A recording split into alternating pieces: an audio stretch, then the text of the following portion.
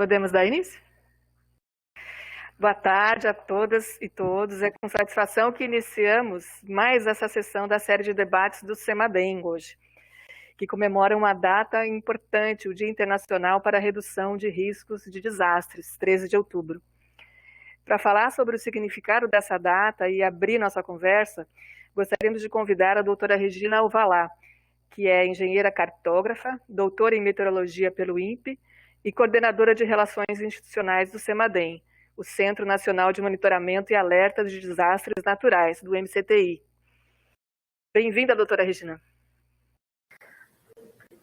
Boa tarde a todos, boa tarde, Selma, colegas do CEMADEM, a todos que nos escutam. É uma satisfação estar aqui, com vocês, comemorando essa data importante para o CEMADEM, por se tratar do Dia Internacional de Redução de Riscos de Desastres. Essa data foi instituída pela Assembleia Geral das Nações Unidas com o objetivo de promover a cultura global para a redução do risco de desastres, contemplando, entre vários aspectos, prevenção, mitigação e preparação. Então, é sempre, a cada ano, no 13 de outubro, uma data importante e relevante para a gente acompanhar o progresso feito pelas nações signatárias do Marco de Ação de Sendai para a redução do risco de desastres, principalmente, focando a redução da perda de vidas, meios de subsistência, saúde, principalmente esse ano, lidando com a pandemia, que se trata também de um desastre no contexto das Nações Unidas. E isso tudo, então, como eu coloquei, em consonância com o framework de Sendai e também com os objetivos do desenvolvimento sustentável, Agenda 2030 para o desenvolvimento. Em 2016, o secretário-geral das Nações Unidas ele lançou a campanha Sendai Siete, e para promover 7 metas ao longo de um período, obviamente, de 7 anos. E a meta para 2020 é aumentar significativamente o número de países que têm estratégias de redução de riscos de desastres nacionais e locais até 2020. Então, esse tema de 2020 é bastante oportuno, como eu também há pouco destaquei, esse ano nós estamos lidando com a pandemia, poder discutir, poder avaliar os avanços que as nações, depois que assumiram o framework de Sendai, têm evitado seus esforços para reduzir riscos de desastres. É muito oportuno a gente debater o tema que vocês trouxeram para tratar hoje, sistemas comunitários de alerta. Então, já antecipadamente parabenizo a Caroline Mourão, o Daniel Metojev, a Graziela Baldi-Scofield, a Selma, que também tem contribuído, a Selma Flores, e o Vitor Marquezine pela temática e certamente pela excelente discussão que cada um de vocês, pelas excelentes contribuições que cada um de vocês vão trazer nesse contexto de discutir sistemas comunitários de alerta. Então, bem-vindo a todos, espero que tenhamos uma tarde produtiva de discussões e de aprimoramento dos conhecimentos com as contribuições que vocês estão trazendo para a discussão. Muito obrigada. Obrigada, doutora Regina. Eu vou fazer agora uma breve introdução sobre a sessão de hoje, só para contextualizar um pouco assim, essa iniciativa de formação que os colegas do CEMADEM realizaram. A gente vai compartilhar os resultados de um artigo publicado na Revista de Estudos Latino-Americanos em Riscos de Desastres, que, além de trazer discussões teóricas e metodológicas sobre sistemas comunitários de alerta, ou centrados nas pessoas, ele relata a experiência vivenciada por essa equipe multidisciplinar do CEMADEM, uma formação que se chamou Formação em Capacidades de Prevenção e Monitoramento, em Nova Friburgo, Rio de Janeiro, em dezembro de 2019. Essa iniciativa surgiu da própria comunidade, que, através da Cruz Vermelha de Nova Friburgo, solicitou ao CEMADEM uma capacitação que os ajudasse a lidar melhor com possíveis desastres, já que eles sentiram na própria pele os impactos de um dos maiores desastres ocorridos no país, o da região serrana do Rio de Janeiro, em 2011. Participaram dessa formação gestores e agentes de defesa civil, voluntários da Cruz Vermelha e outras entidades, agentes de saúde, técnicos de instituições voltadas à área ambiental e, inclusive, radioamadores, que, como se sabe, podem ter um papel essencial nessas situações. E foi um total de 72 pessoas que participaram, um número que a gente considerou bem significativo. Para apresentar esse trabalho, eu gostaria, então, de chamar os colegas do CEMADEM e, após as apresentações, né, deles, eles vão responder as perguntas que vocês forem encaminhando durante as mesmas. Então, a gente vai ouvir o Vitor Marquezine, né, que é sociólogo e doutor em sociologia pela UFSCar, atualmente pesquisador no CEMADEM, a Caroline Mourão, que é meteorologista pela UFRJ e doutora em ciência do sistema terrestre pelo INPE, e atualmente trabalha na sala de monitoramento do CEMADEM como tecnologista em extremos meteorológicos, a Graziela Schofield, que é engenheira química pela UFRJ, doutora em engenharia aeronáutica e mecânica pelo ITA, e atualmente trabalha como tecnologista em hidrologia na sala de monitoramento do CEMADEM. E, por fim, o Daniel Metodiev, que é geógrafo e geólogo pela Universidade de Sófia, na Bulgária, onde nasceu, com mestrado em geomorfologia quaternária e geologia estrutural, pela mesma universidade, e doutorado em geotectônica e cartografia geológica pela Universidade de Évora, em Portugal. Atualmente é pesquisador em geodinâmica, monitoramento e prevenção de movimentos de massa no CEMADEM. Espaço é para vocês. Boa tarde a todas e a todos. Com muita satisfação que a gente apresenta os resultados desse trabalho sobre sistemas comunitários de alerta, fruto de um trabalho interdisciplinar. Inicialmente, qual é um dos principais desafios que a gente se depara, tanto nesses trabalhos interdisciplinares, como também aqueles transdisciplinares, que envolvem não cientistas? São conceitos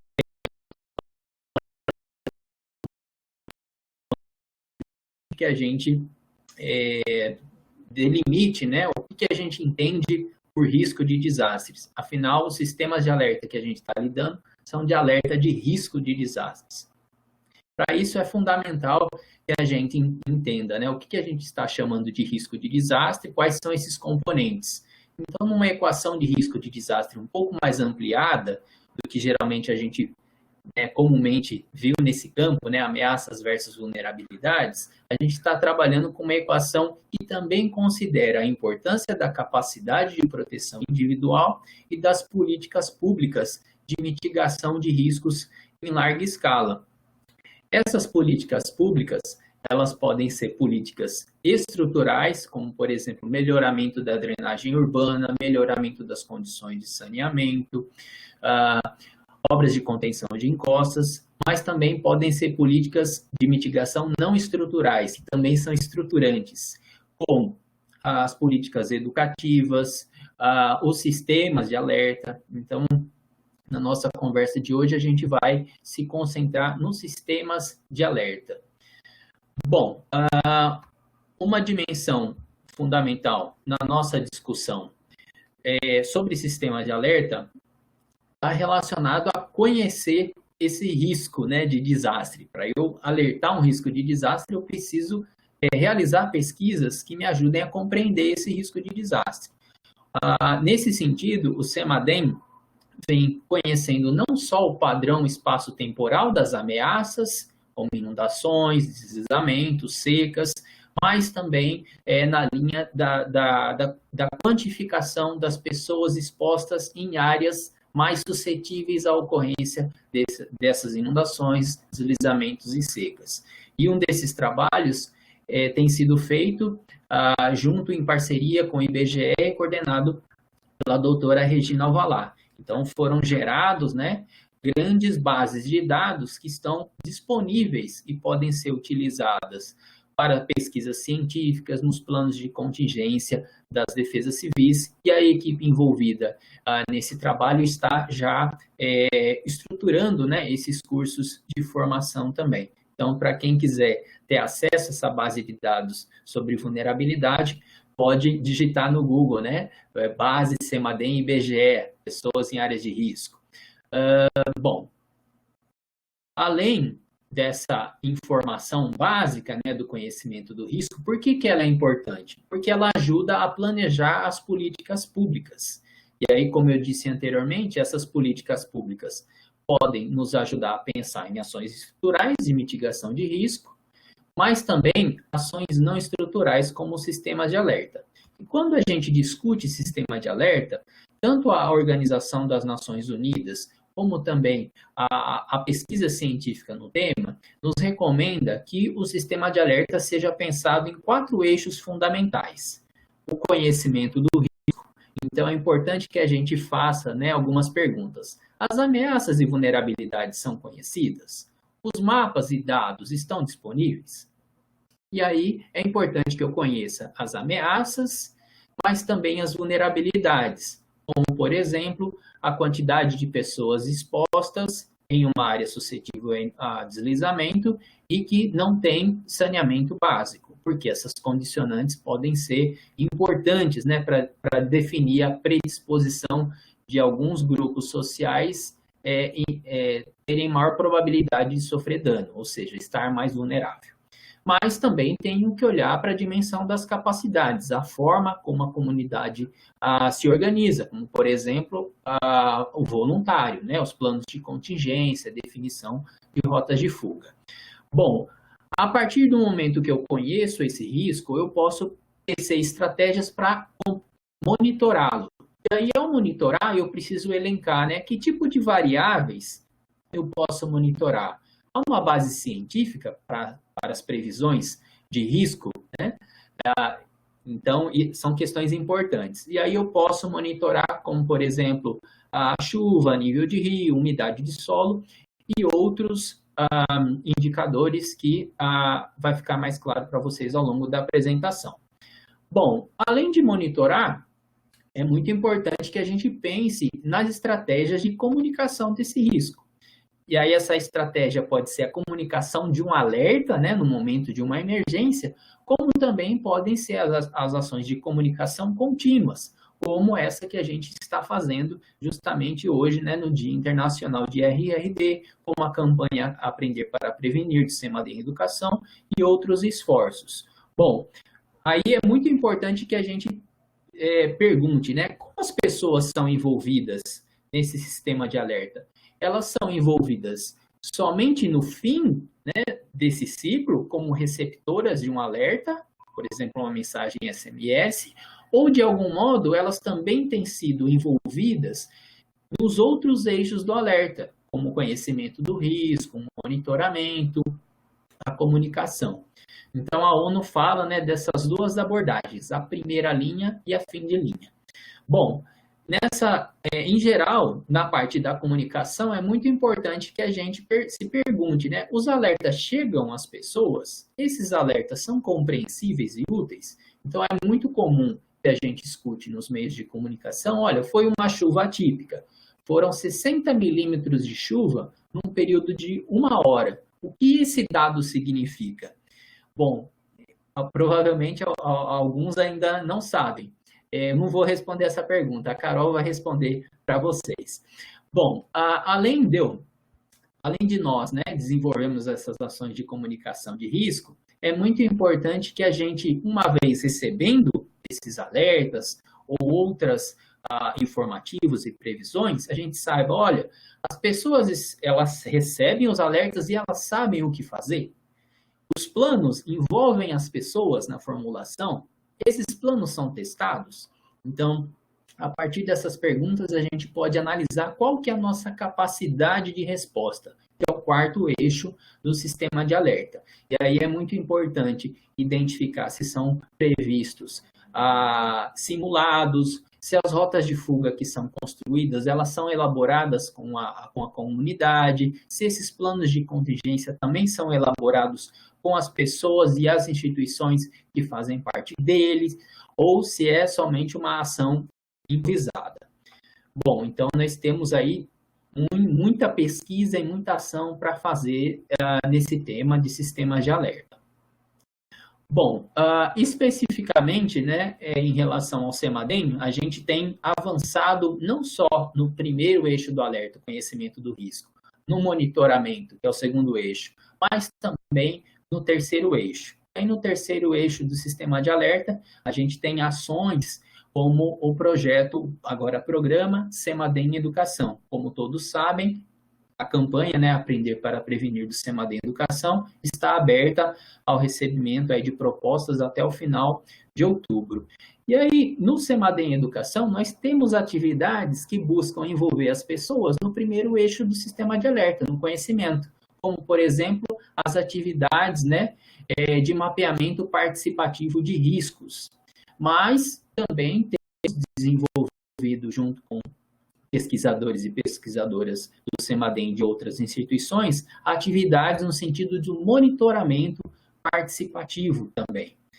Então, são várias ações que o país como um todo tem investido, no sentido de contemplar as recomendações da ONU da importância da construção de sistemas de alerta centrados nas pessoas. Bom, especificamente em relação a esse trabalho que a gente compartilha hoje com vocês, em Nova Friburgo nós construímos uma metodologia, né, os diferentes cientistas aqui envolvidos em parceria também com os próprios participantes, de modo que nós tivéssemos essa apresentação inicial de conceitos que nos ajudam, né, a conversar entre áreas do conhecimento, profissionais diferentes, mas também uma oficina em que pequenos grupos poderiam discutir qual que é a ideia deles de como estruturar um sistema comunitário de alerta. Então, a gente estava ansioso, né, por receber propostas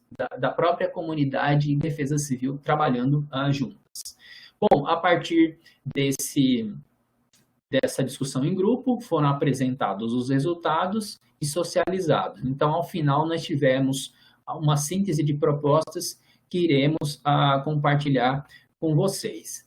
Bom, um tópico fundamental que a gente discutiu em Nova Friburgo é o tópico, o segundo eixo do sistema de alerta, que é o monitoramento. E aí nós temos diferentes formas de monitoramento que se complementam e que os especialistas a seguir vão explicar um pouquinho para vocês. Então, agora eu passo a palavra para a Caroline Mourão, que é meteorologista na sala de operação do CEMADEM, e vai falar sobre o monitoramento das chuvas.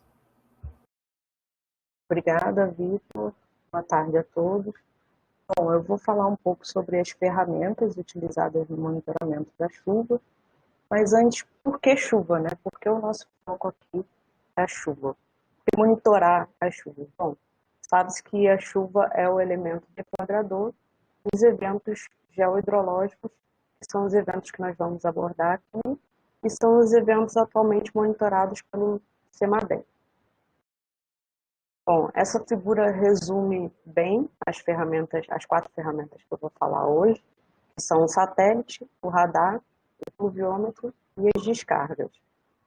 Duas dessas ferramentas monitoram a chuva em si, que são o radar e o pluviômetro, e as outras duas monitoram processos que ocorrem antes ou durante os episódios de chuva.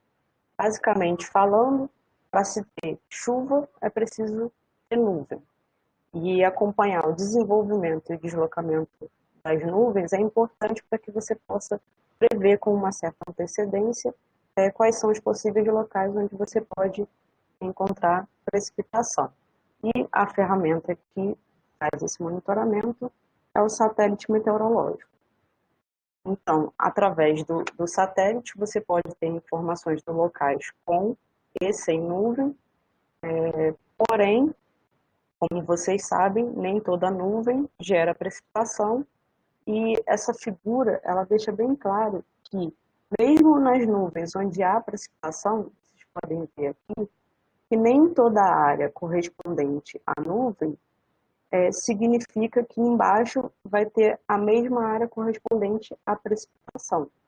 Para saber qual exatamente é a área com precipitação e acompanhar o desenvolvimento e o deslocamento desses núcleos de precipitação, a gente utiliza a ferramenta chamada de radar. Através do radar, você pode acompanhar o deslocamento desses núcleos de precipitação e, através dessa ferramenta também, você pode ter uma estimativa do valor da precipitação. Por que estimativa? Eu vou explicar mais para frente, mas, na verdade, o radar ele te dá uma informação da refletividade que é transformada, então, em chuva. Portanto, para saber o valor real de quanto está chovendo, é necessário consultar essa ferramenta que a gente chama de pluviômetro. Através do pluviômetro, você sabe quanto choveu em determinados pontos, né? Você sabe o valor real da precipitação. Através dessa informação, você pode, por exemplo, parar com a informação do radar para saber se essa ferramenta está superestimando ou subestimando o valor da precipitação, e assim você sabe que aquele núcleo de precipitação que você está acompanhando, se ele se deslocar para um determinado local, você sabe o quanto esperar de chuva para essa região. Além disso, a gente acompanha também uma ferramenta chamada que a gente chama de descargas atmosféricas. Essa ferramenta, na verdade, ela serve para tomar como base, né, os locais onde pode haver precipitação. Basicamente, tempestades severas, elas são acompanhadas de descargas atmosféricas. Então, quando você acompanha um grande volume de descargas, possivelmente você vai ter um certo volume de precipitação. Nem sempre esse volume de descargas é proporcional ao valor de precipitação. Então, por isso que essa ferramenta ela é apenas um indicativo de locais com precipitação intensa. Bom, apenas para exemplificar, essa é uma imagem do satélite no canal infravermelho. As imagens do canal infravermelho, elas medem a radiação emitida pela Terra em função da temperatura, né? Então, ela mostra informações da temperatura da superfície e do topo das nuvens. A maior vantagem desse canal infravermelho, existem outros, estou mostrando somente esse, a maior vantagem desse canal é que você tem imagens 24 horas por dia, porque esse canal é baseado na temperatura da superfície. E o que você deve procurar em uma imagem como essa? Bom, sabe-se que nuvens de tempestade têm um grande desenvolvimento vertical, ou seja, o topo dessas nuvens ele vai até níveis muito altos da atmosfera, e por isso eles são mais frios que nuvens com um desenvolvimento vertical menor. Por isso, ao olhar para uma imagem de satélite no canal infravermelho, ao identificar nuvens com topo mais frio, esse é um bom indicativo de que possivelmente você tem naquela região uma nuvem que pode gerar uma tempestade severa, que pode gerar grande volume de precipitação. E onde vocês podem encontrar esses dados de satélite? Bom, você pode procurar no site do CPTEC ou do INMET, por exemplo, entre outros. Vou citar aqui apenas algumas fontes. E o radar? Como que é o funcionamento do radar, né? O radar, ele fica, ao contrário do satélite, ele fica posicionado na superfície da Terra. Em geral, ele fica em locais com uma certa elevação, para que as ondas emitidas por ele não encontrem nenhum obstáculo. O princípio de funcionamento dele, falando basicamente, o radar ele é uma anteninha que emite ondas eletromagnéticas. Essas ondas eletromagnéticas, ao encontrar gotículas de chuva, elas refletem essas ondas eletromagnéticas de volta para a antena, e com isso você tem a informação da refletividade. Através dessa informação da refletividade, usando algumas equações, você pode converter essa refletividade em precipitação, mas como eu falei anteriormente, essa é só uma estimativa do valor da precipitação. Para saber o real valor da precipitação, você tem que consultar os dados pluviométricos. Para encontrar dados de radar, você pode visitar o site do CEMADEM, que eu vou mostrar mais para frente, ou o site do REDMET. Bom, os fluviômetros são ferramentas meteorológicas. O fluviômetro ele consiste basicamente de um cilindro. Dentro desse cilindro você encontra um funil e abaixo desse funil você tem um medidor calibrado, dividido em milímetros. Mas afinal, o que são esses milímetros que o fluviômetro mede? Bom, imagine uma superfície de 1 metro por 1 metro quadrado com uma altura de 1 milímetro. Quanto de água cabe, né, nessa caixinha? Bom, né, pela equação lá do volume, multiplica-se os lados do quadrado pela altura, né? Então você vai ter um volume de 1.000 centímetros cúbicos, que é equivalente a 1.000, que é equivalente a 1 litro de água. Então você tem que dentro de uma caixinha de 1 metro por 1 metro, cabe um volume de 1 litro de água. Ou seja, toda vez agora que você ouvir falar em 1 milímetro de precipitação, você vai imaginar 1 litro de água em uma superfície de 1 metro por 1 metro. Então, a partir de agora, eu queria que vocês fizessem uma analogia para fixar bem essa questão dos milímetros. Imaginem que, o índice pluviométrico ele não é só composto pelos milímetros, né? Ele é o somatório da precipitação em um determinado local, como eu falei, em um período de tempo. Então, toda vez que você vê ou que te falarem um dado de pluviômetro, você vai ouvir essa informação em milímetros por algum espaço de tempo. Por exemplo, se eu disser para vocês que choveu 20 milímetros em 10 minutos, vocês têm que imaginar o seguinte: 20 milímetros, como eu já falei, corresponde a 20 litros. Então, imagina um galão de água, né, daqueles que a gente tem em casa, de 20 litros de água, caindo na cozinha da sua casa em 10 minutos. Ou seja, um volume grande de água provavelmente vai causar um certo transtorno na sua cozinha, aqueles 20 litros de água caindo em 10 minutos. Por outro lado, imagine agora, se eu disser para vocês que choveu 20 milímetros em um mês. Então você imagina o mesmo galão de água, de 20 litros, caindo na sua cozinha durante um mês.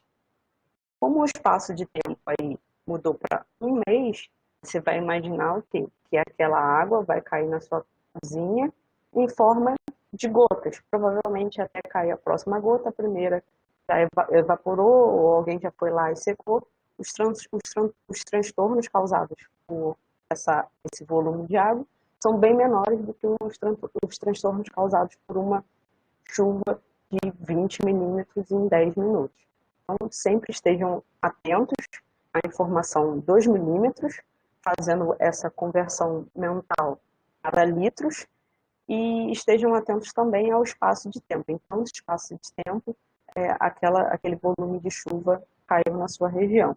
Então, agora que vocês sabem o que significa os dados dos programas, vocês podem acompanhar essa informação em tempo real pelo site do CEMADEM, do IMET, do Alerta Rio, do INEA, entre outros órgãos, dependendo da sua região.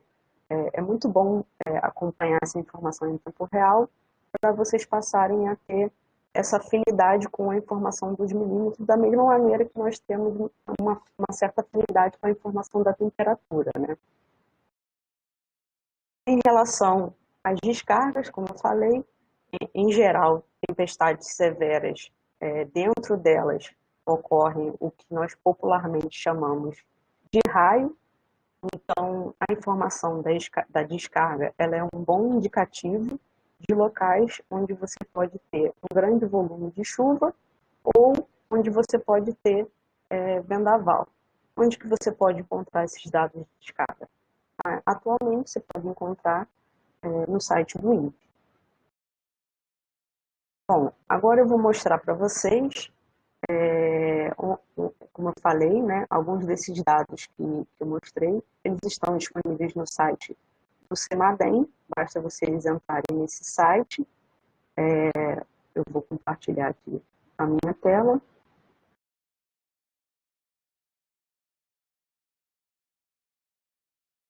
Vamos lá, vocês entram no site do CEMADEM, aí aqui do lado direito vocês vão encontrar acesse os dados mapa interativo. Então você clica aqui no mapa interativo, vai abrir uma tela com o mapa do Brasil e a princípio vão abrir todos os radares do CEMADEM. Dentro dessa tela você pode dar o zoom, tirar o zoom, você pode habilitar várias camadas, como por exemplo, deixa eu fechar aqui, como por exemplo, você pode habilitar os limites estaduais, os municípios monitorados pelo CEMADEM, né? Então vai aparecer aqui em preto os municípios monitorados pelo CEMADEM. Você pode habilitar ou desabilitar os radares do CEMADEM, né? Dependendo da região que você vai querer monitorar. E você pode habilitar aqui os fluviômetros automáticos, as estações hidrológicas, que a Graziela vai mostrar mais para frente, e as estações geotécnicas também.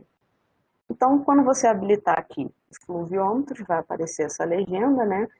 Cada bolinha dessas é um fluviômetro.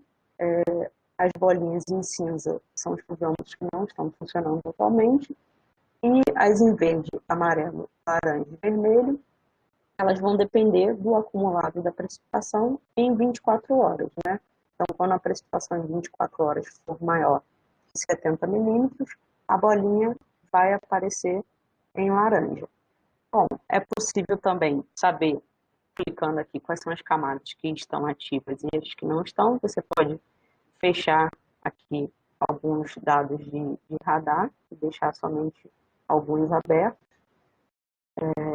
Você pode consultar as legendas, né? A legenda aqui do radar, por exemplo, ela mostra aqui a precipitação em milímetros por hora, né? A estimativa da precipitação em milímetros por hora e o valor da refletividade do radar. É possível também fazer o download desses dados. Então, quando vocês clicam aqui em download, vocês podem fazer o download do dado do radar e das estações pluviométricas. É possível fazer o download por estado, por município, por mês. Então, você vai selecionar um ano, um mês, e vai fazer um download de todos os dados daquele município. Você pode fazer um download da série completa, repetindo esse processo a cada mês. Bom, basicamente é isso. Se vocês tiverem mais alguma dúvida sobre o mapa interativo, a gente pode voltar nesse assunto no final. Eu passo a palavra agora para a Graziela, que vai falar sobre os processos hidrológicos. Obrigada, Carol. Boa tarde a todos. Eu vou começar a falar sobre os tipos de processos hidrológicos. Estão vendo essa figura? Vamos imaginar que não está chovendo. O rio está dentro da calha, é uma situação normal. Então, vamos agora definir o que é enchente. Começou a chover na bacia de contribuição onde está essa cidade. Começa a chover bastante e o nível do rio começa a aumentar. Mas não transborda, sabe? Acabou de chover e ele não saiu da calha. Isso a gente chama de enchente. Vamos supor que começa a chover, continua chovendo, chovendo na bacia de contribuição. O que vai acontecer? O rio vai sair da calha e vai começar a expandir e ficar em toda a planície de inundação, atingindo casas, edifícios, tudo que está ao redor do rio. Agora vamos falar sobre os alagamentos. Está chovendo, né? Como que a gente está supondo agora, continua a chover. E o que acontece? As cidades estão muito impermeabilizadas. A água aumenta, chove de forma bem contínua e a rede de drenagem não consegue eliminar essa água de forma certa. E também, vamos imaginar, houve uma inundação uma semana antes e não houve a limpeza dos bueiros. Os bueiros estão entupidos, a água não escoa. Então, começa a haver o alagamento. E enxurrada. O que é enxurrada? A enxurrada tanto pode acontecer dentro da calha do rio, como também em áreas que têm uma certa declividade. Elas ocorrem normalmente em bacias encaixadas, pequenas, em bacias acidentadas, principalmente nas regiões serranas, tanto do Rio de Janeiro como aqui em São Paulo. Ela tem uma energia muito alta e leva tudo que encontra na frente, como vocês podem ver nessa imagem aqui.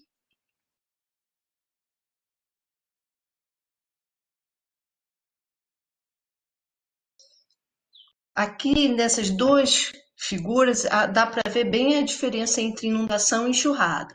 A primeira é a bacia do Rio Caí, em Rio Grande do Sul. É um rio bastante longo.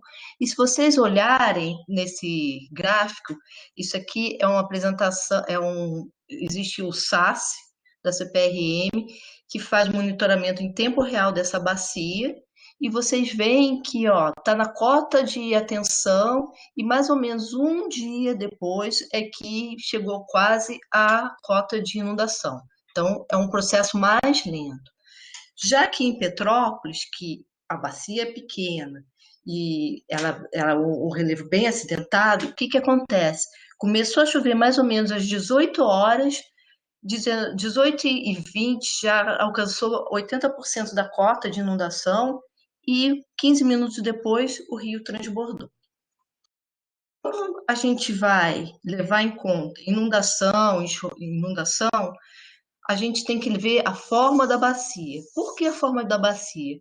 Porque você está vendo o escoamento da bacia. Aqui é o Salvar, né? Temos duas bacias, uma em Antônio Carlos, no rio Biguaçu, e a outra em São José, no rio Maruaí. Qual a diferença dessas duas bacias? Se vocês repararem, essa aqui ela é mais redonda, arredondada. A água toda vai escoar mais ou menos ao mesmo tempo. Então, vai haver um pico de inundação rápido. Tá vendo? Concentrado. Toda a água vai chegar mais ou menos ao mesmo tempo na seção que a gente está fazendo essa medição. Já aqui em São José, a bacia é mais longa, o tempo para ela chegar até o ponto leva mais tempo. E a água vai começar a escoar mais devagar. Então, esse aqui pode ter tido uma inundação. Nesse caso, não, porque a água vai se espalhar mais e não tem a inundação. Mesma quantidade de água e mais ou menos escoa diferente. Agora eu vou falar sobre o monitoramento na sala do CEMADEM. A primeira coisa, sempre tem na sala um meteorologista, um de desastre, um hidrólogo e um geo. O que vai acontecer? A gente vai identificar o processo. A meteorologista fala, gente, olha, começou a chover no município X, vocês começam, então, a dar uma especial atenção para esse município. Então, a gente vai, primeira coisa, identificar o processo. Depois, a gente vai fazer o quê? A gente vai decidir se a gente vai mandar o alerta, se a gente vai aumentar o nível do alerta ou diminuir o nível do alerta ou fechar esse alerta. São as decisões que a gente tem que tomar. E quais são as questões? As questões, qual a vulnerabilidade da população que está envolvida se ocorrer um deslizamento, no caso de movimento de massa, ou uma inundação? Qual a encosta que pode haver uma enxurrada? Qual é o rio que a gente vai mandar esse alerta? Então, as variáveis que vão ser estudadas é o volume de precipitação, o nível do rio e as pessoas expostas. Nisso, a gente vai fazer a construção do cenário de risco, fazer o diagnóstico.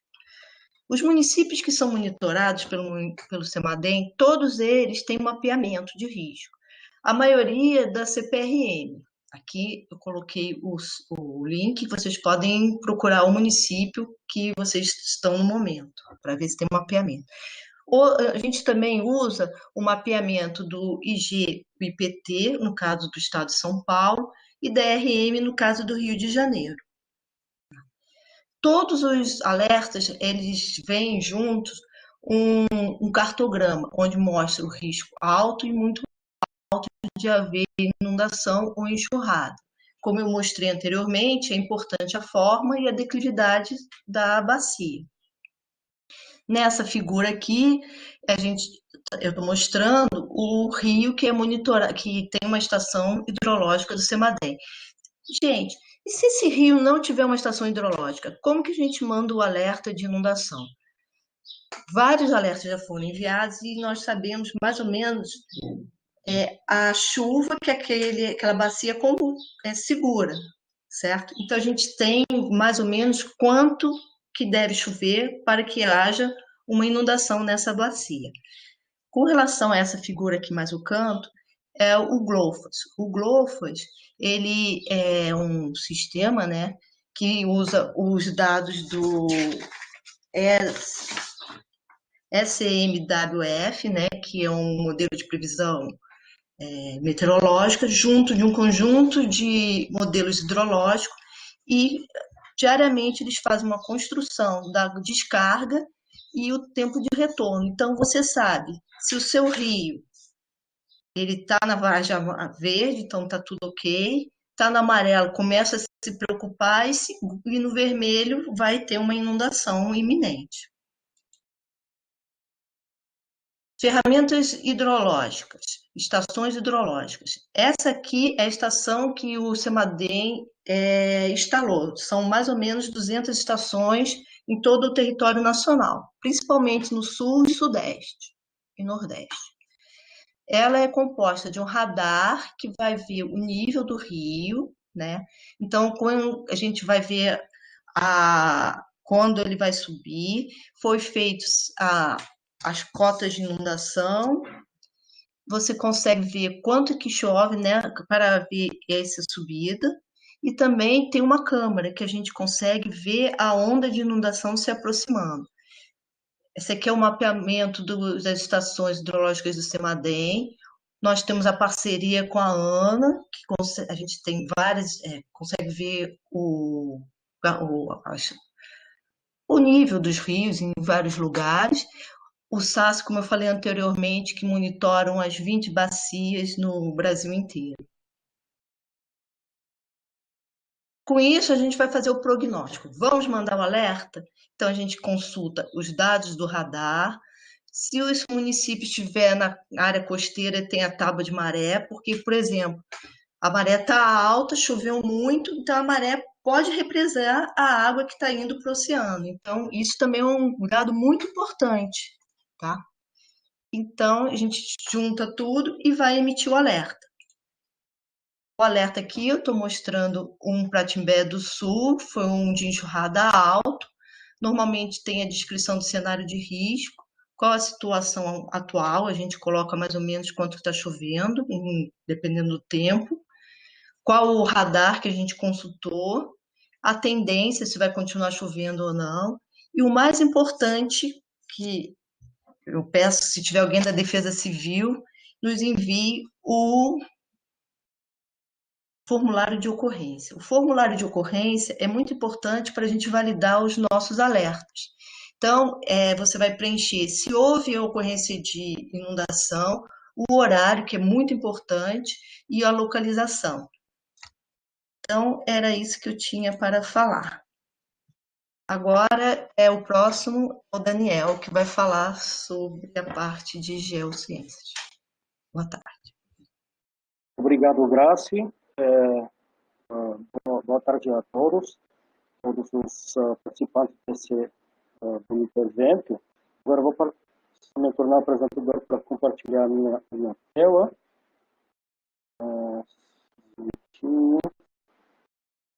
Eu acho que estamos vendo a tela inteira. Então, vou tentar falar assim, reduzidamente, sobre uma ferramenta que a gente aposta muito nessa ferramenta na prevenção do deslizamento, do movimento de massa. Eu vou tentar especificar e deixar claro o que são lineares de chuva de Avogadro na transição de movimento de massa. Os lineares de chuva são umas funções a partir da relação entre a chuva acumulada e a chuva horária. Então, são umas funções numéricas e aqui são muito importantes os dados científicos que vêm de campo, como ocorrências, histórico de movimento de massa e chuva, claro, dados de chuva. Por exemplo, eu estou mostrando aqui um pesquisamento recente, infelizmente houve 6 óbitos na Morro de Fontana em Santos, no 2 de março esse ano. Quando a gente sabe que tinha um evento muito desastroso na Baixada Santista de Santos, que sofreu mais Santos, e Guarujá, mas também houve danos em São Vicente e em Bertioga. Agora, esse modelo, ele pode acompanhar, de linear de chuva, de Avogadro, pode acompanhar o monitoramento de deslizamentos e a sala de operação das defesas civis e pode ser uma ferramenta bem útil para melhoramento da antecedência dos alertas. Bom, o que são movimentos de massa? O movimento de massa tem muitas definições, mas rapidinho eu vou falar. Por exemplo, Lídia Keiko Minaga, 2007, ela definiu que o movimento de massa são movimento de sol, rocha ou vegetação ao longo do vertente a somação direta de gravidade. E aqui a produção fatores naturais e fatores antrópicos, que a gente vai falar sobre durante a apresentação. Aqui temos uma bonita ilustração do escorregamento, movimento de massa, do nosso pesquisador Rodolfo Mendes, e a gente vê que o principal agente é a chuva. Quando temos a chuva infiltra no solo, com diferente litologia, e a partir daí satura o solo não saturado. Temos a ascensão do lençol freático e a coesão entre os graus diminui por pressão de negativa torna positiva, e a partir daí acontece perda de atrito, diminuição, perda de atrito entre os graus. Aí acontece a ruptura assim num plano de superfície, um plano superficial. Às vezes pode ser a rocha própria, às vezes pode ser uma camada diferente. E acontece um deslizamento. Para auxiliar de chuva, a gente precisa principalmente dos dados de chuva. E, como a gente sabe, o CEMADEM tem uma vasta e imensa rede de pluviômetros, de quilômetros, de radares, pluviômetros automáticos e semiautomáticos.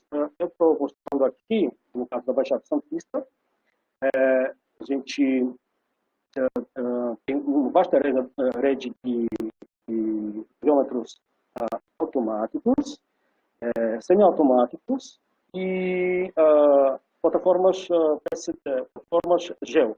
Eles estão monitorando como a chuva e a umidade do solo. É uma outra ferramenta, um outro equipamento. Mas, principalmente, a gente usa os dados dos pluviômetros automáticos, que mandam sinal e monitoram a chuva em 10 minutos quando chove. Para estabelecermos e realizarmos o método desse modelo de correlação entre chuva e deslizamentos, a gente precisa ter dados das ocorrências, todo o histórico das ocorrências de movimento de massa do banco de dados das defesas civis, o próprio CEMADEM, CIADEM, e do Instituto Geológico do IPET, eles um vasto arquivo de movimento de dados de deslizamento. E temos que levantar os dados de chuva, como falei, em cada 10 minutos, em 1 hora, em 3 horas, em 6 horas, 24, 72, 48, 72 e 96. Aí, a partir daí, esses dados das ocorrências, a gente faz separação e filtração dos dados, porque muitos dados não têm localização correta, o horário correto, horário de deflagração da ocorrência, temos muitas vezes o horário do acionamento da Defesa Civil, que não ajuda muito. Se não tivermos outro horário também, a gente utiliza o que tem, mas normalmente, para ser bem certo o limiar, no final, temos que ter o principal dado é o horário da ocorrência de deflagração. Aí, a partir daí, a gente mapeia as ocorrências, normalmente a gente mapeia no ArcGIS, para podermos puxar depois a distância entre próprias ocorrências e os pluviômetros. E eu vou mostrar por quê. A gente classifica as ocorrências também, se são do tipo natural, do tipo de saúde, do artério, quais são os fatores que tinha ajudando na deflagração dessas ocorrências, provocando essas ocorrências, certo? Aí, como falei, a gente levanta a partir do horário da ocorrência para trás, em 1, 3, 6, 24, 48, 72, 96 horas, no modelo da Kizama. Ele fez isso em 87, ele é o primeiro desse modelo, mas aqui tem algumas diferenças que eu vou mostrar depois. E estabelecimento dos gráficos, elaboração dos gráficos dos limiares. E, no final, realização dos limiares, que são umas equações. Na verdade, os limiares não são menos de uma equação matemática a partir da relação entre chuva horária e chuva acumulada. Agora estou mostrando, por exemplo, relatório da Defesa Civil de Santos, tem quase todas as informações que a gente precisa. A gente usa esses bancos de dados, principalmente das defesas civis, para podermos criar um novo banco de dados do CEMADEM. E a partir daí a gente utiliza todos os detalhes dessas ocorrências. Temos latitude e longitude, temos o horário e principalmente a localização geográfica, que é importante. E aqui já aparece o nosso banco de dados, o levantamento de todos os detalhes que a gente precisa, porque temos muita coisa que ou não precisa, ou precisamos pouco nessa parte de correlação entre chuvas e deslizamento. Então, temos os municípios, as coordenadas, que tipo ocorrência, como eu falei, as ocorrências, o deslizamento, a magnitude, que é uma informação muito importante. A partir daí a gente consegue separar as ocorrências de vários tipos, de várias magnitudes, porque muitas vezes a magnitude também ela corresponde ao impacto. Quantas moradias foram interditadas, quantas pessoas foram removidas. E, no final, é exatamente esse horário de ocorrência já convertido em horário GNT para corresponder com o monitoramento da chuva da plataforma do CEMADEM. Aqui, já cada pontinho amarelo, por exemplo, aqui no Muro de São Vicente, uma ocorrência ocorrida entre 2014 e 2020. Esse estudo que foi da Baixada Santista, principalmente a partir do Frente de São Vicente, Santos e Corujá e Coração, para um período de 2014 a 2020. Por que 2014? Porque a partir de 2014 a gente tem instalada a rede do pluviômetro do CEMADEM, do CEMADEM. Então, que cada pontinha é uma ocorrência e cada pontinha azul, triângulo azul, é um pluviômetro. A gente tem um padrão, o pluviômetro não pode ficar mais longe da ocorrência correlacionada rádio de 2 km, porque a gente sabe que temos chuvas que são bem concentradas, e chove aqui, mas não chove aí a gente pode ter um erro, se utilizar uma distância maior.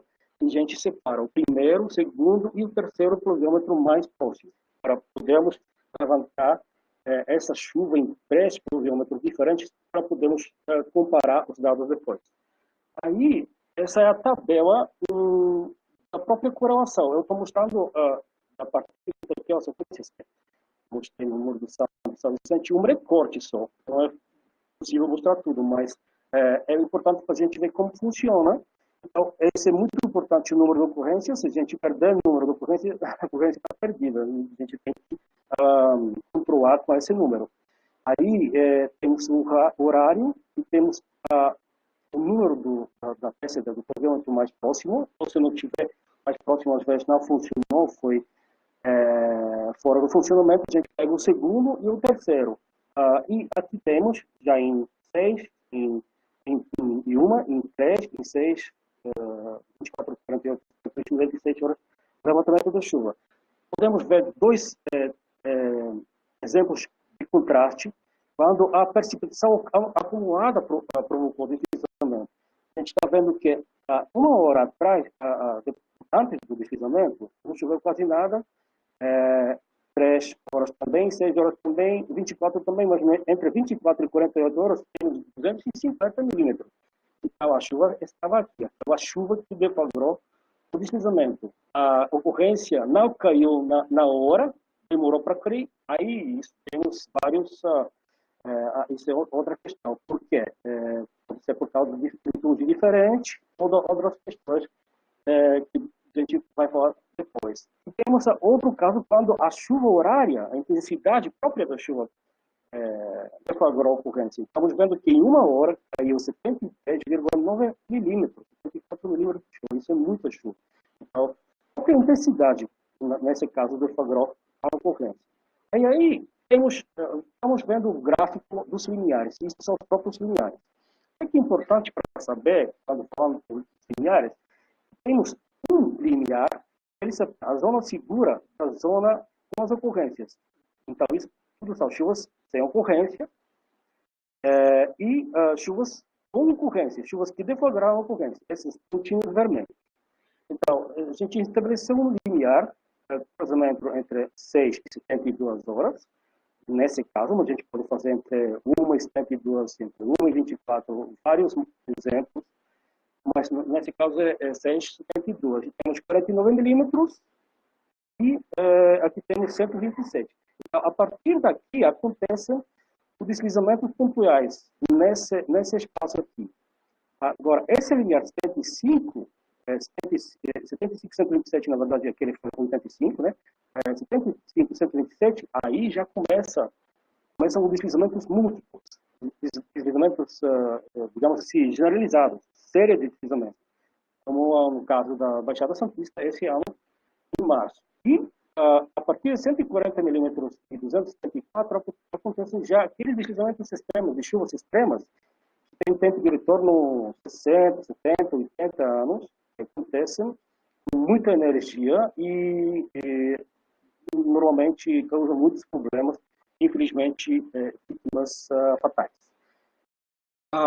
Um detalhe importante é ver que aqui nessa linha, o cruzamento entre X e Y, temos atuadas muitas ocorrências. Quer dizer, e se tiver alguma pergunta, depois põe na disponibilidade para responder. Obrigado, Daniel. Bom, deixa eu só... Essa apresentação depois a gente também pode deixar disponível para quem tiver interesse. Então, toda essa parte conceitual que a gente discutiu com vocês, ela é muito importante, né? As terminologias, a compreensão dos dados e informações. Entendemos que isso é um aspecto importante do processo de comunicação também entre diferentes organizações e atores, né, que estão em diferentes escalas, até a escala comunitária. Bom, particularmente em Nova Friburgo, a gente discutiu esses conceitos entre os participantes, mas também tivemos um momento em que os participantes puderam, né, discutir suas propostas de sistemas comunitários de alerta, né, como fazer, com quem, com quais recursos, com quais atores. Então, eles tiveram esse exercício de planejamento. 7 grupos com cerca aí de mais ou menos de 9, né, a 9 participantes em geral, compostos aí por defesa civil, comunidades, cientistas, enfim.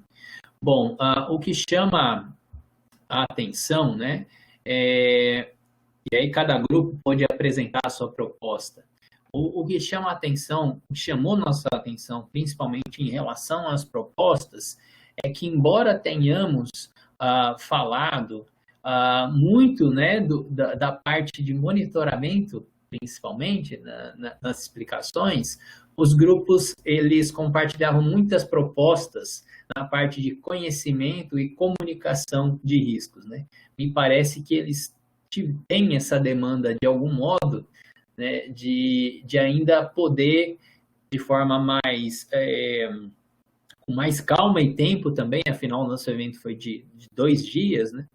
Poder discutir os 4 eixos do alerta e como implementar isso, primeiro, em nível local, no município, acredito que é uma grande necessidade, mas também nas comunidades. Então, chama a atenção esse aspecto. Um outro é que também há uma grande dificuldade a boas ideias, mas a implementação dessas ideias, né? O caminho das pedras, como fazer. E muitas vezes o recurso financeiro em si, ele é tido como um obstáculo, né? Me chamou muita atenção nossa esse fato dos grupos terem certa dificuldade de saber a parte da implementação, né? Como colocar em prática aquela ideia. Então, a necessidade também de novos estudos nessa linha.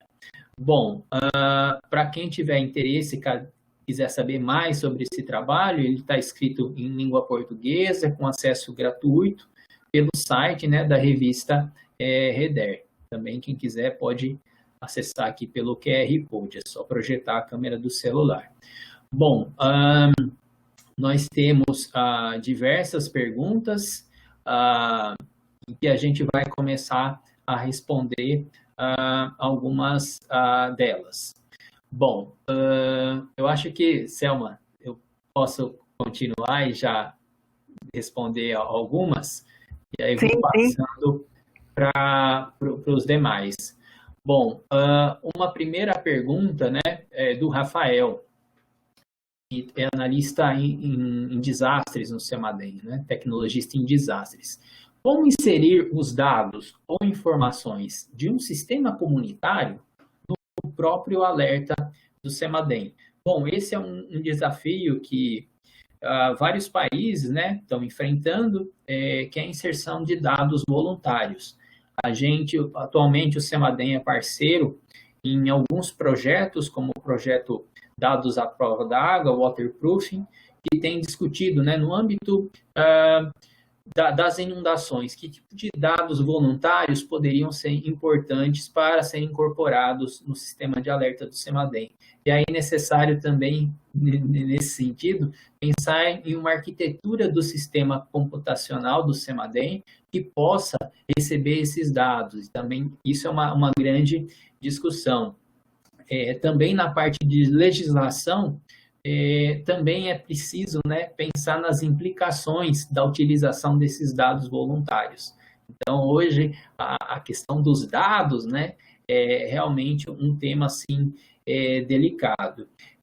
Mas, com certeza, existe a necessidade de muita pesquisa nesse sentido.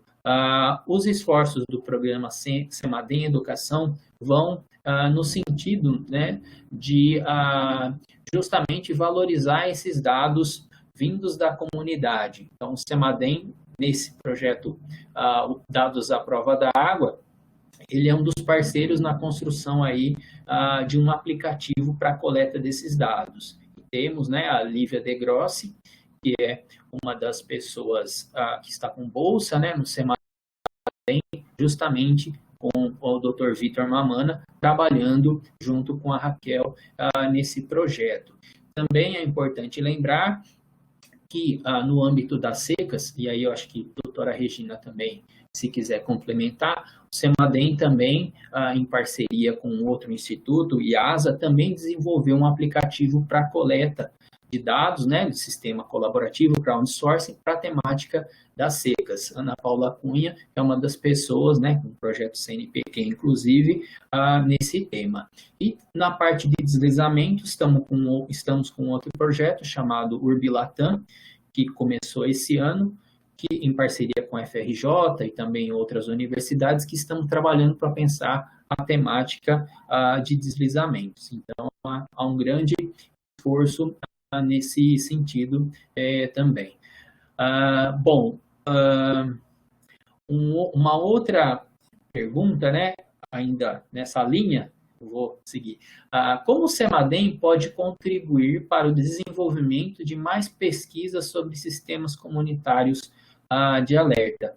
Bom, a gente no CEMADEM organizou em 2017 dois grandes eventos, né? O workshop Brave, que foi direcionado principalmente à comunidade científica, com mais de 200 participantes, e também o Seminário Nacional de Avaliação de Alertas do CEMADEM, que nós tivemos cerca de 20 defesas civis estaduais, defesas civis municipais e órgãos governamentais, como o CPRM, Agência Nacional de Águas, a Secretaria Nacional de Proteção e Defesa Civil.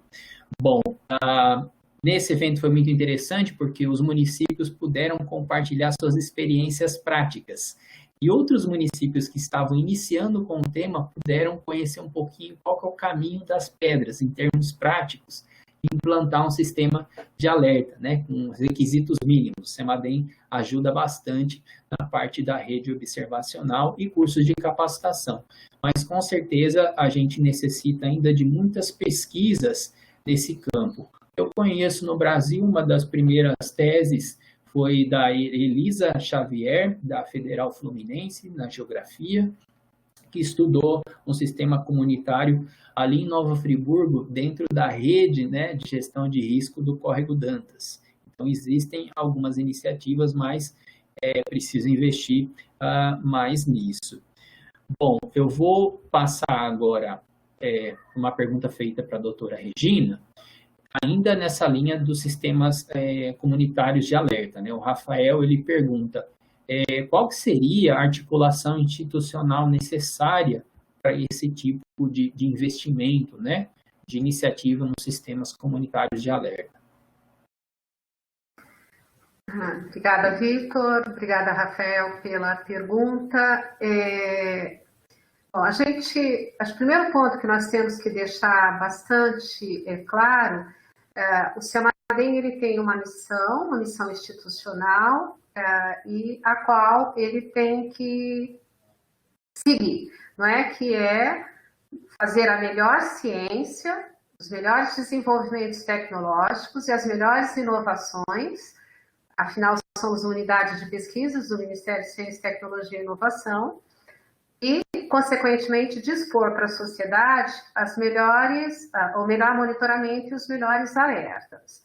E, como a Carol, na sua apresentação, bem destacou, e a Graziela também, né, ambas, inclusive, trabalham na sala de situação do centro, a gente reúne aqui um conjunto de profissionais especialistas que se dedicam a fazer esse monitoramento num contexto, então, mais amplo, no chamado Sistema Nacional de Gestão de Riscos e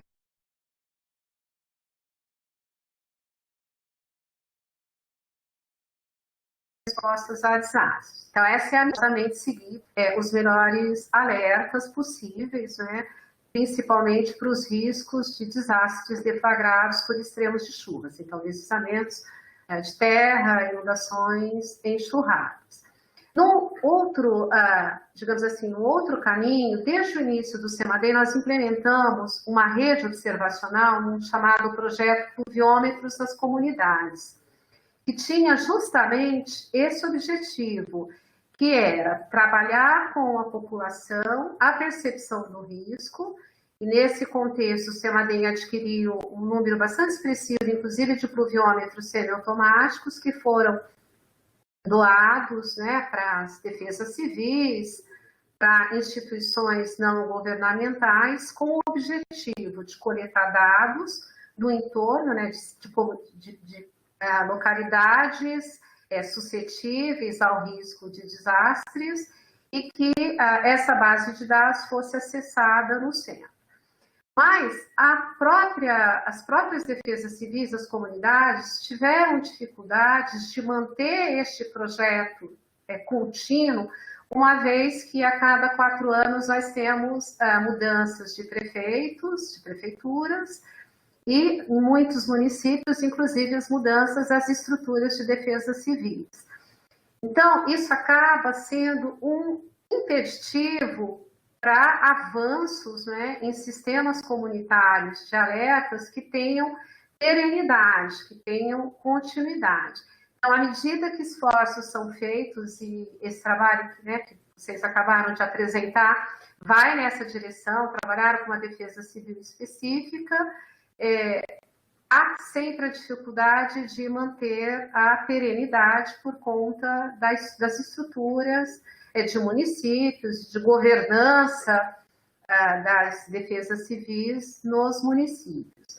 Então, a gente até tem trabalhado com a articulação institucional, com as defesas civis em vários municípios, né? E o CEMADEM tem priorizado estabelecer parcerias com todas as defesas civis estaduais e com muitas municipais, mas há essa dificuldade de manter uma continuidade, uma perenidade dos esforços para que o CEMADEM possa trabalhar junto com a comunidade em paralelo, em soma, né, somando com o seu trabalho formal, oficial, de fazer o monitoramento e alerta estado da arte, seguindo, né, as diretrizes de uma unidade de pesquisas vinculada ao Ministério de Ciência, Tecnologia e Inovações, como eu há pouco destaquei. E só o Vitor também adiantou, né, a dificuldade que é você receber os dados, você ter também certeza que aqueles dados estão coerentes, consistentes, uma vez que manter informações coletadas em campo, né, dados de chuvas e outras informações cruciais para a elaboração do melhor alerta, não é simples, né? Manter redes operacionais, coletando dados continuamente, é um enorme desafio para toda e qualquer nação e, sobretudo, no Brasil, que é um país muito grande, né, de dimensões continentais, e que acaba, muitas vezes, transformando em grandes desafios para qualquer instituição e manter essas redes com os equipamentos funcionando 24 horas do dia, 7 dias da semana, 365 dias do ano. Então, esses são desafios que acabam sendo mais críticos do que a própria articulação institucional, né, necessária com municípios para um sistema de alertas também se beneficiando, né, de informações providas pelas comunidades. Obrigado, Regina. Bom, agora eu vou fazer a pergunta também para a Carol, né, para o Daniel e para a Grazi. Como esses dados colaborativos ou dados locais, né, eles poderiam ser importantes para os sistemas de alertas, para tomada de decisão ou para pesquisa? Posso começar? Bom, tem uma importância bastante grande. Como a gente monitora quase 1000 municípios, né, é quase impossível a gente saber quais são as particularidades de cada município. Então, qualquer informação que a gente recebe local tem um peso grande na tomada de decisão dos alertas. A Grazi mostrou, por exemplo, o formulário de ocorrências. Então, toda vez que a gente vai decidir enviar ou não um alerta, a gente busca no nosso banco de dados se aquele município já teve ocorrência, seja de processo hidrológico ou geo, e baseada nessa informação a gente decide enviar ou não um alerta. Inclusive, como a Regina falou, a gente tem uma certa dificuldade em manter a rede de pluviômetros, né? Então, por limitações burocráticas e por limitação financeira, né? Então, na hora que a gente vai decidir, por exemplo, se a gente vai enviar uma manutenção para um determinado município ou outro, a gente consulta também esse banco de dados de ocorrência, se aquele município já tem ocorrência ou não, se tiveram muitas ocorrências, o número de pessoas expostas. Então, quanto mais a gente tiver esse feedback, com certeza vai contribuir mais para os nossos alertas. Eu também posso acrescentar na parte dos deslizamentos, o feedback da comunidade é muito importante. Ela faz um núcleo com as defesas civis. As defesas civis têm muito envolvimento com a comunidade, eles sempre estão fazendo mapeamento.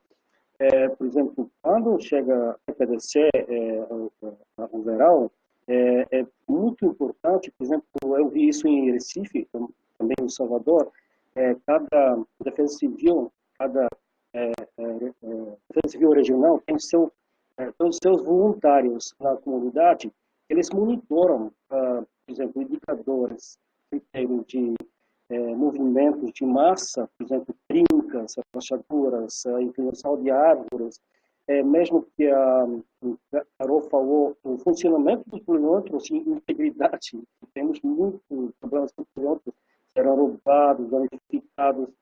Estou falando dos poliômetros e também das peças de região, que teoricamente monitoram a unidade do solo. Então, esses voluntários e qualquer pessoa da comunidade poderia ajudar com informações distintas na parte do deslizamento, para monitoramento do deslizamento, ainda quando começa a chover. E outra coisa é que essas comunidades podem, e eles têm, alguns têm, e comunidades têm estruturas já organizadas na parte de prevenção e na parte da evacuação, se precisar. Então, nesse caso, a comunidade é muito importante, qualquer dado que a gente busca para melhoramento da prevenção e a qualidade dos alertas. Grazi, gostaria de complementar? Eu quero falar mais uma coisa. Os formulários de ocorrência são muito importantes, porque vocês sabem que várias cidades eles não têm um planejamento urbano muito bom. Hoje, você tem aqui a calha do rio, a planície de inundação, e não tem ninguém morando. Daqui a 6 meses, 1 ano, já tem gente. Já construíram rapidamente suas casinhas. Então, uma cota de inundação que a gente usou nesse ano, no próximo ano, talvez já tenha inundado tudo, porque o pessoal já está morando quase dentro da calha do rio. Então, é importante que as defesas civis nos mandem se inundou ou não inundou, porque a gente já vai calibrando isso também. Esse tipo de informação é muito, muito importante para a gente. É isso que eu queria falar. Legal. Bom, dando prosseguimento aqui às demais perguntas, a Cora Catalina pergunta, que referencial, né, que o CEMADEM teórico, o CEMADEM utiliza para a parte de comunicação de riscos? Bom, eu acho que eu posso falar um pouco, né, sobre isso. Eu acho que quando a gente fala, aliás, né, a gente teve a grata satisfação de ter a Silene Victor como uma das consultoras PNUD no CEMADEM durante um tempo, para pensar justamente nessas ações de comunicação de risco. E hoje o delineamento, né, o estilo do alerta que foi compartilhado hoje com vocês tem a ver também com esse trabalho que a Silene fez, né, consultando os tecnologistas da sala de situação. Bom, mas comunicação de risco não se limita à comunicação do alerta em si. Então, hoje o CEMADEM, ele trabalha bastante com várias dimensões de comunicação de riscos. Diariamente, a sala de operação produz, né, uma previsão de riscos geohidrológicos. Trimestralmente, a sala de operação também produz boletins, né, sobre os principais alertas e as ocorrências relacionadas a esse alerta. Anualmente, a sala de operação também está organizando a produção de um anuário. É importante mencionar também que existem, né, diversos grupos de pesquisa dentro do CEMADEM que semanalmente compartilham com a Casa Civil resultados, né, de monitoramento das principais bacias hidrográficas do país, a situação dos reservatórios, os principais impactos de seca. Toda primeira semana de cada mês tem uma reunião de impactos que o CEMADEM transmite também por essa rede. Então, há diferentes formas de acompanhar. Além, é claro, dos resultados das pesquisas que são compartilhados no próprio site do CEMADEM, através das notícias produzidas pela assessoria de imprensa, como também pelas redes sociais, principalmente através do programa CEMADEM Educação. Então, a gente tem diferentes formas, né, de trabalhar essa comunicação. Mas, com certeza, a própria instituição e o país como um todo ainda tem que avançar muito, né, em relação a isso. Então, pesquisas científicas são bem-vindas nesse sentido. Eu me lembro particularmente, né, de um caso, de um congresso da Associação de Meteorologia norte-americana.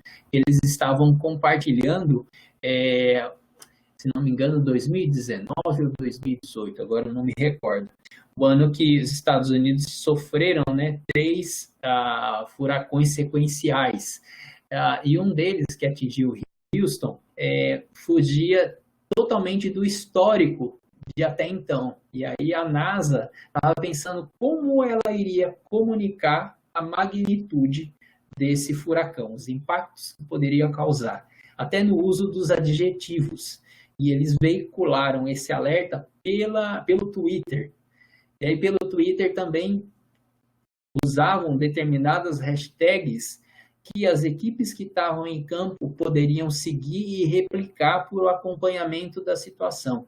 Então, veja, né, existem muitas coisas que ainda a gente, de algum modo, o nosso país vai ter que fazer. Embora, nos últimos anos, a gente tenha avançado muito com o sistema de alerta SMS, e cada um pode se informar no seu estado, como se cadastrar, as próprias TVs por assinatura, né, embora seja para uma classe social específica, também estão incorporando essas mensagens. As rádios, como ontem na Radiodec, um dos participantes, Márcio Curvelo aqui, tem investido, mas a gente precisa trabalhar bastante nisso. Precisamos também, como país, pensar em resgatar, fortalecer a rede nacional de radioamadores. Então, existem muitos esforços que precisam ser feitos. Bom, então acho que é um pouquinho isso, né, Cora, que eu, assim, de certo modo, poderia falar para vocês. Particularmente na sessão de disseminação do conhecimento científico, essa série de debates que a gente está compartilhando, ela estará disponível, né, esse vídeo também, no nosso canal do YouTube, da série de debates do CEMADEM. Bom, uma outra pergunta aqui, e é bom que o próprio Márcio Curvelo da Radiodec está compartilhando algumas especificidades, né, da comunicação através de rádio. Uma outra pergunta que foge um pouquinho da proposta do seminário, porque ele está focado mais nas ameaças associadas a inundações e deslizamentos, mas eu vou ler, e se a doutora Regina quiser responder, indicar algum estudo, o professor Amilcar, da Federal da Paraíba, pergunta: como o CEMADEM trata da visão holística na formulação de indicadores de vulnerabilidade à seca, por exemplo, para inclusão nos sistemas de alerta?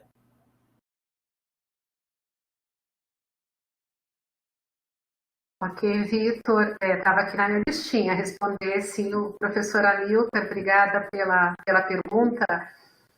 O Vitor destacou que o foco desse evento não era discutir as secas, mas é importante a gente registrar que o CEMADEM, ele olha, né, para os desastres. Majoritariamente o Brasil é impactado por desastres relacionados com o clima, né, tempo e clima, ou tempo e meteorologia, Então, a gente lida realmente com os dois extremos, né? Os extremos de chuvas que causam inundações, enxurradas e deslizamentos de terra, e o outro extremo, que são os que causam secas e impactos de secas.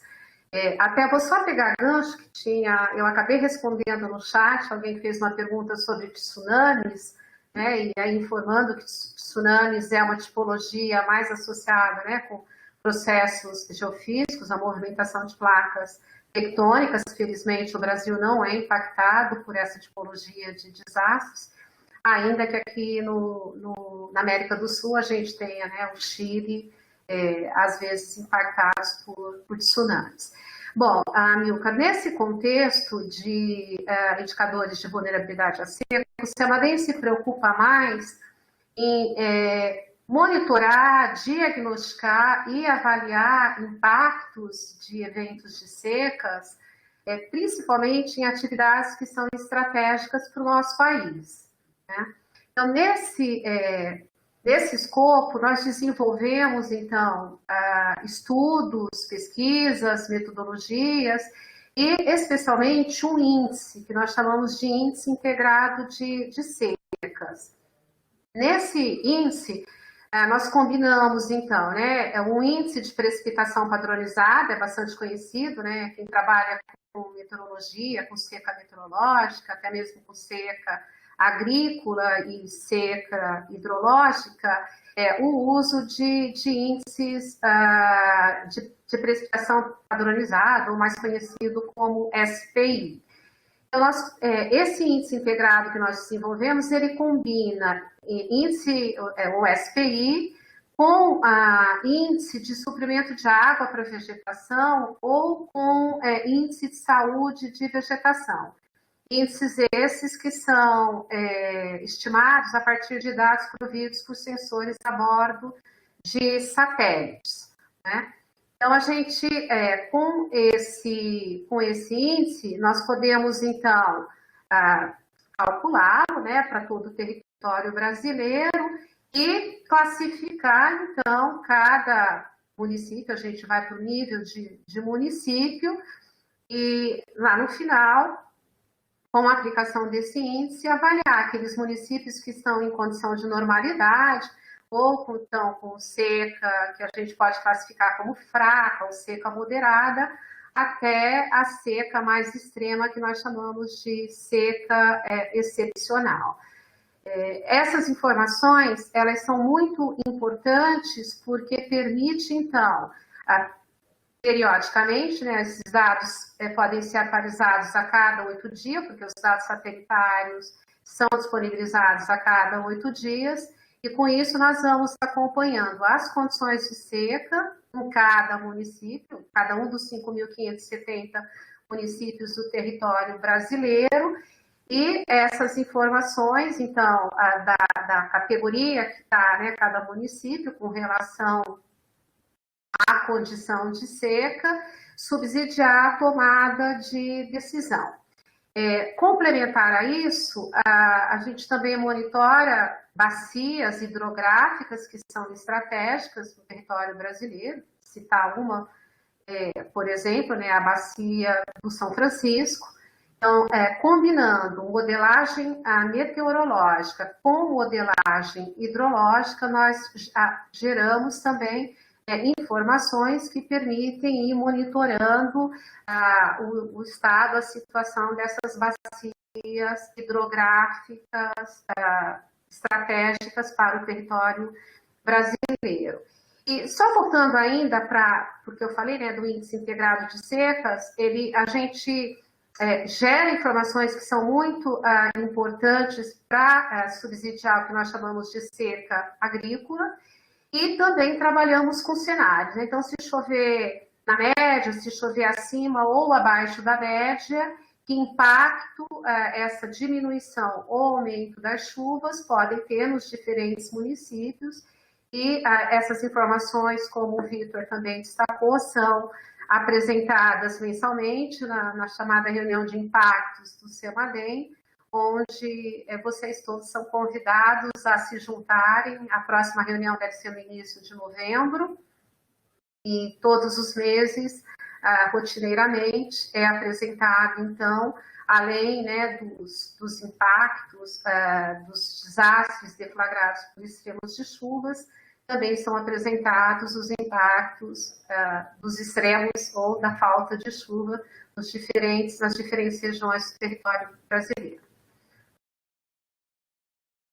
Recomendo, inclusive, todas essas informações sobre o índice integrado de secas, os boletins, o Vitor também já destacou, mas reitero, né, que são disponibilizados em boletins que estão no site do CEMADEM, assim como o monitoramento das bacias hidrográficas estratégicas também estão disponibilizadas em boletins no site. Vocês todos são convidados a baixarem e se interarem do monitoramento rotineiramente feito no centro. Obrigado, Regina. O professor Amilcar aqui agradeceu ter respondido a pergunta dele, embora não seja o foco, né, do evento, mas que bom, é sempre bom a gente aprender, né? Sair um pouquinho do plano. Vitor, me deixa fazer uma pequenina complementação, porque eu vi agora aqui a mensagem do Amilcar, vou prometer ser breve. Ele citou a seca, mas ele falou, né, que poderia ser índice de vulnerabilidade também para extremos. Então, para aproveitar e divulgar, nós também avançamos, né, e desenvolvemos um índice de vulnerabilidade para deslizamentos de terra. Então, a partir da base de dados de estimativa da população vivendo em áreas de risco no território brasileiro, aí sim, considerando, né, população vivendo em áreas de risco suscetíveis a deslizamentos e inundações, enxurradas. Então, a partir das áreas de riscos mapeadas como críticas para deslizamentos de terra, nós desenvolvemos um índice de vulnerabilidade para deslizamentos. Depois eu posso compartilhar com ele o artigo, a gente já publicou um artigo científico mostrando a metodologia. Esse índice, inclusive, foi validado e muito em breve ele vai estar operacional na sala de operações, né? Os operadores vão estar se municiando dele para aprimorar os alertas emitidos pelo centro. Legal. Compartilhei aqui também pelo bate-papo o link para acesso a essa base de população em áreas de risco no Brasil. Bom, a gente tem várias perguntas aqui, mais duas, mas o nosso tempo acabou se esgotando, né, às 4h30, mas vou tentar responder rapidinho aqui. Bom, o Rafael, ele pergunta, visto que muitos municípios que o CEMADEM monitora já estão inseridos em sistemas de alerta estaduais, ou até mesmo municipais, não está na hora de haver uma readequação voltada para aqueles municípios que não possuem nenhuma cobertura de monitoramento? Bom, a gente tem que, né, todos os países têm que lidar com um tipo de vulnerabilidade chamado vulnerabilidade institucional. Então, as situações são muito dinâmicas, né? E quando se acontece um desastre, muitas vezes o próprio município, o próprio estado que está sofrendo esse desastre, né, ou mesmo um evento extremo, muitas vezes a própria rede, né, o sinal de internet, os mecanismos de comunicação, eles falham. Então, é muito importante que a gente sempre pense na importância da redundância e complementariedade entre as organizações. Então, uma situação que hoje, ela pode, que hoje, né, pode ser um bom monitoramento, às vezes em virtude de uma troca no governo estadual ou municipal, e o corte de investimentos naquela área, a situação, ela se inverte, né, de forma, assim, muito brusca. Então, isso é muito particular no caso, né, do Brasil. Então, é importante que a gente também leve esse fator em conta. Talvez a gente tenha que discutir, na verdade, como, né, ao longo do tempo, com a volta, né, dos investimentos nessa área de gestão de riscos e desastres, se possa ir se ampliando, na verdade, as formas de monitoramento, né, de inundações e deslizamentos, tendo em vista que, como muito bem salientado pela doutora Regina, o CEMADEM também tem realizado outras formas de monitoramento, também das bacias, mesmo dos impactos das secas, que acabam contemplando grande parte do Brasil.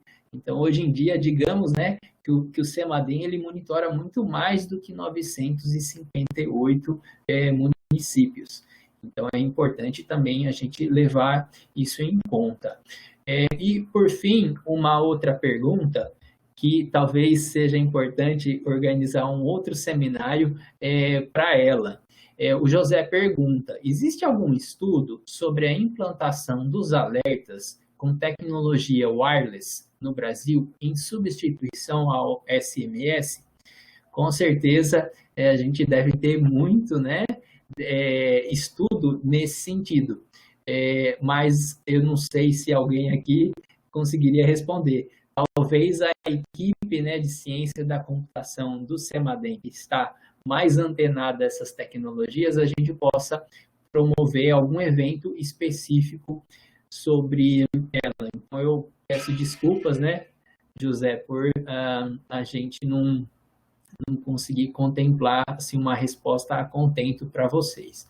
E sim, o José pede, né, um e-mail de contato, e aí eu peço que a doutora Regina e a Selma também possam colocar aqui no chat um e-mail de contato, né, para ajudar a responder essa pergunta aí do José. Pode ser? Vitor. Sim. Só para avisar o pessoal que o nosso vídeo, né, vai ser disponibilizado no YouTube, porém a gente não consegue salvar o chat, né? Então todas essas informações que estão sendo repassadas no chat, quem tiver interesse, é bom já ir salvando, porque quando encerrar o evento, nós vamos perder essas informações. Uhum. Bom, a doutora Regina, a senhora quer complementar alguma coisa ou a gente pode encerrar? Só complementando a resposta para a pergunta do José, só queria colocar que o SMS, né, que muitos de vocês recebem, alertas, é importante destacar que esses alertas não são alertas do CEMADEM, tá? Na verdade, a gente não pode nem chamá-los de alertas de riscos de desastres. Na verdade, o que tem sido disponibilizado via SMS são previsões de tempo, alertas de chuvas, né, que são providos, a grande maioria deles, por instituições de meteorologia. Então, não são alertas de desastres. O CEMADEM, por conta de um protocolo, todos os alertas de desastres que são emitidos pelo centro são encaminhados para o SENAT, que é o Centro Nacional de Gerenciamento de Riscos e Respostas a Desastres, vinculado ao Ministério do Desenvolvimento Regional. Isso tudo está, né, detalhado num protocolo entre as duas instituições. E, no presente momento, a gente, inclusive, está trabalhando para mudar este protocolo de atuação, uma vez que essa temática, desastres, a percepção do risco, avançou um pouco mais no Brasil e eu diria que a população já está mais, digamos, preparada para lidar com essa questão, né, de desastres, de um alerta de desastres, muito mais do que estava lá no início da década, né, quando o CEMADEM foi criado. E queria também aproveitar a oportunidade para convidar todos que estão assistindo, né, para no próximo dia 4 de novembro, no escopo da Semana Nacional de Ciência e Tecnologia, aliás, agora no mês de outubro, é comemorado, né, o Mês Nacional de Ciência e Tecnologia, e neste ano está sendo realizada a 17ª edição da Semana Nacional de Ciência e Tecnologia, e no próximo dia 4 de novembro será o dia da apresentação do CEMADEM. Então, vai ser um dia todo de programação, desde as 9 horas da manhã até por volta de 19 horas, com uma programação 100% tratando, né, das atividades que são desenvolvidas no CEMADEM, no escopo de pesquisa, no escopo de operação, do programa CEMADEM Educação, vai ter uma mesa redonda, vai ter uma palestra master, enfim, tem uma programação especialmente dedicada às atividades conduzidas no CEMADEM, esse escopo amplo de sua atuação. Pesquisa, desenvolvimentos tecnológicos, ciência na escola, com foco, então, em desastres, que é a nossa missão. Bom, obrigado a todos e a todas pela participação. Essa palestra ela estará disponível no nosso canal no YouTube. Para quem quiser, o link está no chat. E, por favor, se inscreva no canal para acompanhar as novidades. Boa semana aí a todos, né? Essa semana é uma semana intensa de eventos em relação ao Dia Internacional de Redução de Risco de Desastres. Boa tarde. Boa tarde a todos. Boa tarde a todos. Obrigado. Boa tarde. Pessoal. Eu quero copiar aqui.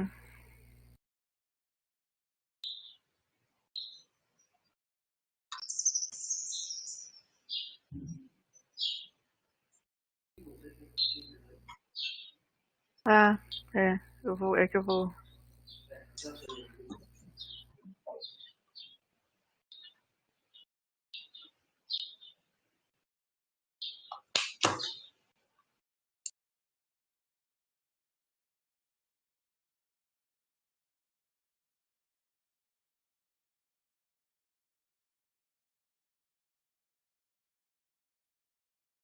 Tchau, pessoal. Obrigada. Uhum.